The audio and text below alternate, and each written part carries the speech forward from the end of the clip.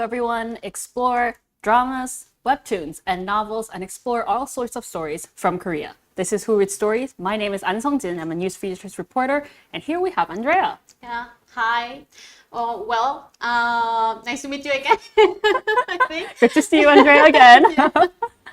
I study Korean culture here at the Academy of Korean Studies, so good to be here with you today.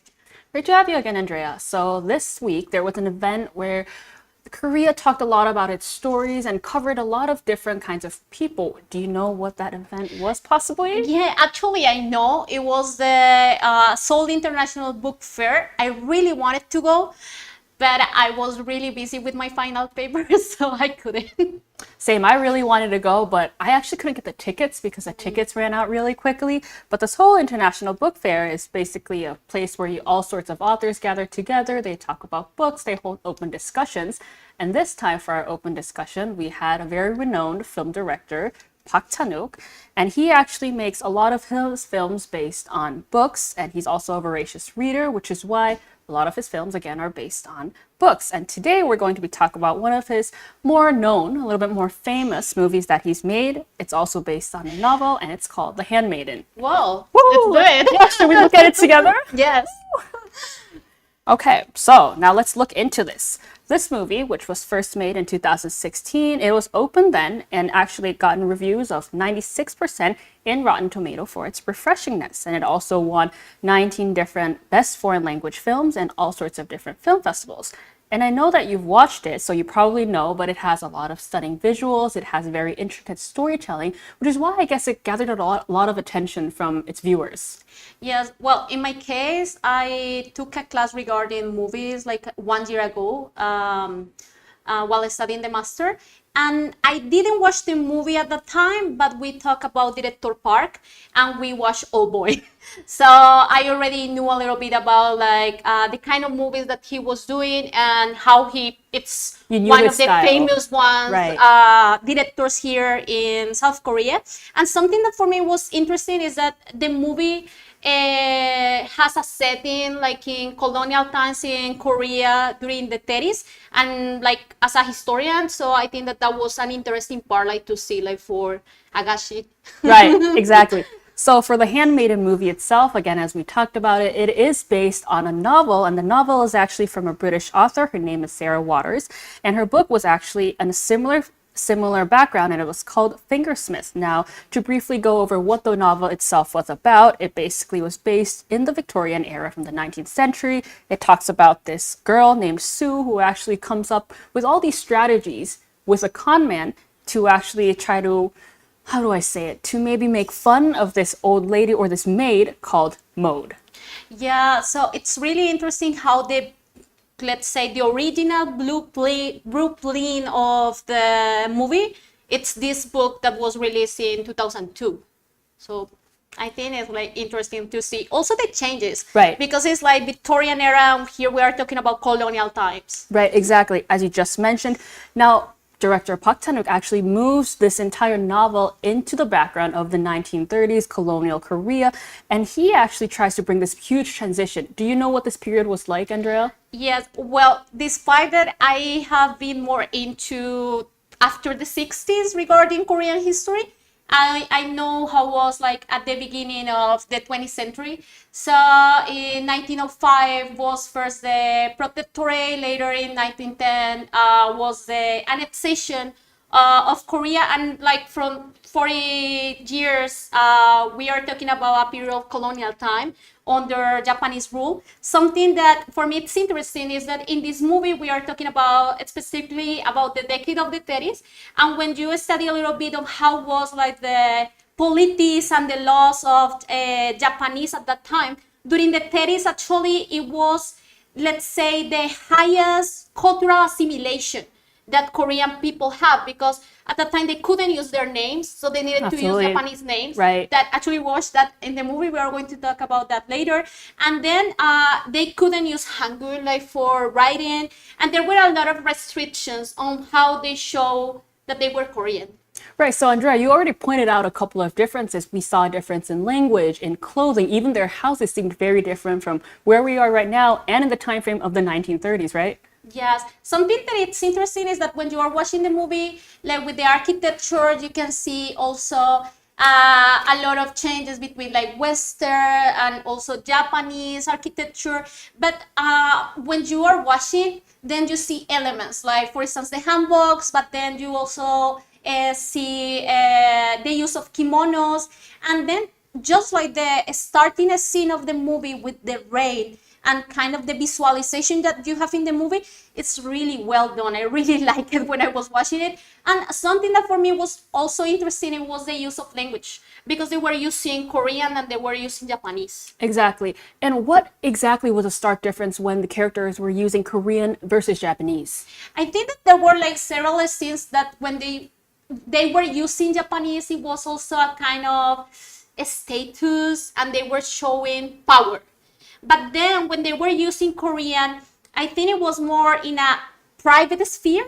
So like the Japanese was more like for the open, yeah. But then the Korean was more when they were kind of showing their true feelings, when they were kind of being more close or even intimate between them. Right, so I just saw in our comments that the visuals in The Handmaiden is absolutely amazing. And just as you mentioned, the movie itself is not just a replication of the novel into the 1930s of Korea. It's more so he tried to create where there was this chaos, where there was this very volatile period of Korea. And I think he did a really good job kind of replicating it within the movie as well. Now, I guess The Handmaiden revolves around the two main characters. We have Hideko and Suki. And although in the outfront, on the surface, it seems like the men are the main character, but actually we know that it's how these two women characters, how these two female characters are making it through their way within the story. And for Andrea, you as a historian, when you focused on this movie, are there some aspects that you saw on how these females were going through it in their lives in the movie? Well, despite that I'm not an expert in this topic, so if you have like more things to say Any about it in ideas? the comments and you know more about it, please comment there. Comment, and we'll read over it. Yes, but something that it's interesting to notice is that at that time, like during the first decades of the 20s, there were female writers, and also like this social period was full of many, let's say, obstacles. And Absolutely. obstacles that they are different because it was also during colonial time. Right. So we still were seeing stuff that coming from before, like for instance concubines, but we are also seeing how women were treated, like how was the representation that they have at that time. And also I think that somehow like when you search a little bit about the literature that was kind of going out at that moment, you can find authors as Na Hye-seok or Kim Myung-sun that give you a little bit of a representation also how women were seeing themselves. Right, so knowledgeable, Andrea. You know so much about the background and the history. So apart from the movie or within the movie, how did you feel like women in the 1930s were in Korea? What were their lives like? I think that there were a lot of changes also related like with like class. So it was a pretty different let's say force of living if you were like from a noble family, like for instance like Na Hye-seok, like this writer and painter. But then if you were like from a family that were not noble, Right. that let's say also as Kim Myung-sun, that actually the writer, she was the daughter of a kisan. Right. So like the situations that they have in their lives, they are pretty different. However, like talking about like the movie and talking about like what women were like having at that time, it's interesting also like this view about the marriage, like how they needed like to get marriage, or which one was kind of the role, the specific roles that they needed like to portray. But then I think somehow also with the characters of the movie and like with these writers, that there are many more of these are some that just I know, they kind of discover their own voices. They are able like to somehow show how they really felt, what they wanted to do, which paths they didn't want it to follow, which things they didn't want it to do. And I think that also it's this thing of going out of the public, the let's say, the private sphere. Why? right. Because like women were mainly in the house. Right. And we can see that with Hideko. There is one part in the movie that she says, I arrived here when I was 5 years old, and after that, I haven't really been out. Right. So somehow we are seeing that this like private sphere, it's where women were all the time, like this inner rooms in which they were just like living all the time. But also somehow with their own voices, there was this idea of free love. And this idea of free love, we can see it with them. We can see it like with the decision that they also take, like to not be with a man. Right. So I think that it's really interesting, like how this idea of free love, it's also followed like during the movie. And in fact, like some artists at that time, women, they were advocate like for this idea. I think that when we nowadays watch K-dramas or movies, we have like, yes, then I fell in love and I'm going to be like with the him modern over love. here. Yes, but at that time it was pretty different. So like your decision was not important. You just need to follow what your family say or this kind of stuff. Like it was more follow what society told you that you need to do, like that role that you need like to, yeah, like I don't know, the pit. Right, that's actually really interesting because you bring up two major aspects that the movie actually delves into, which is obviously the role of woman and the role of love, which is obviously different from the modern love that you just mentioned.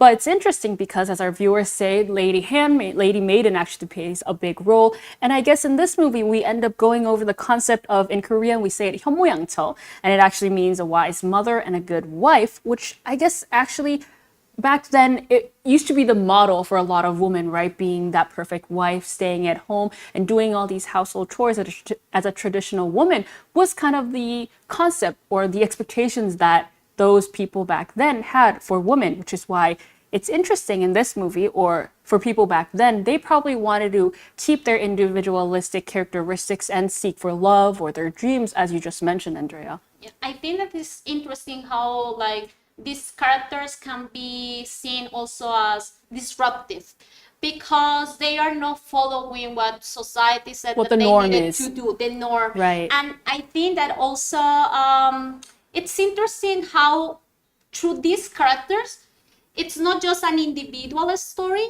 like somehow you can see other women like in them, that you can see in other stories, like through what they were living, to like through the experiences that they were having at that time. It's more than individual, like you can see a little bit of collective there, which is like interesting because it's kind of their voices being out. Which is, I guess, why it gets interesting because we have these two women actually fighting against all the villains that appear in the story or in the movie. But, you know, if we talk more about it, it's going to be a spoiler for our viewers. Yes. So if you guys haven't watched it, you should watch it so you can follow up with our stories. Right?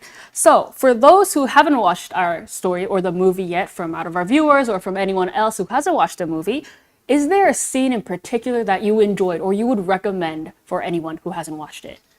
Well, it's really difficult to choose a scene. So if you have a favorite scene, also comment there, like which part. Who knows? do you Yeah, like? maybe someone Yeah. else liked another scene.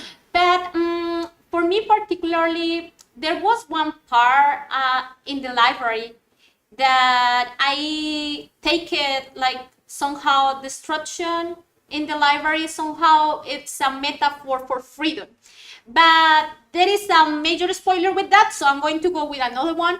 And it is like, there is a scene in which Hideko is taking a bath. A bath. And then, she helped her. And she helped her like to clean, I think, like her mouth.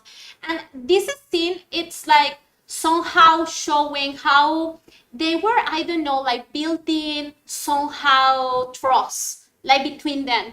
And then how it was one of the first like times that they were close like to each other. And it's really interesting because like in this scene, it's also like, I don't know, like showing more like for the viewer. So I don't know what else. Well, let's see if our viewers have any ideas. I'm just going to quickly go through the comments. So someone said that my savior and my pet is a line that apparently still haunts them. So I'm guessing that they watched it. I guess there's also, some people who have watched it at least 3 times, which is interesting. And I guess the scene that Andrea, you just mentioned, is a scene that a lot of Korean people found very interesting as well. It's also kind of a turning point between the two characters and how they establish their relationship throughout the movie. Yeah, because like somehow it's like quite intimate. It's intimate. Still vulgar and like it's kind of delicate but like full with emotions. Absolutely. So there are a lot of emotions that they are kind of exchanging, and the top part did a really good job like with this scene, like with the movie in general. Right, I guess that's why we kind of refer the movie as having stunning visuals. Yes. So for you, Andrea, who would you recommend this movie to?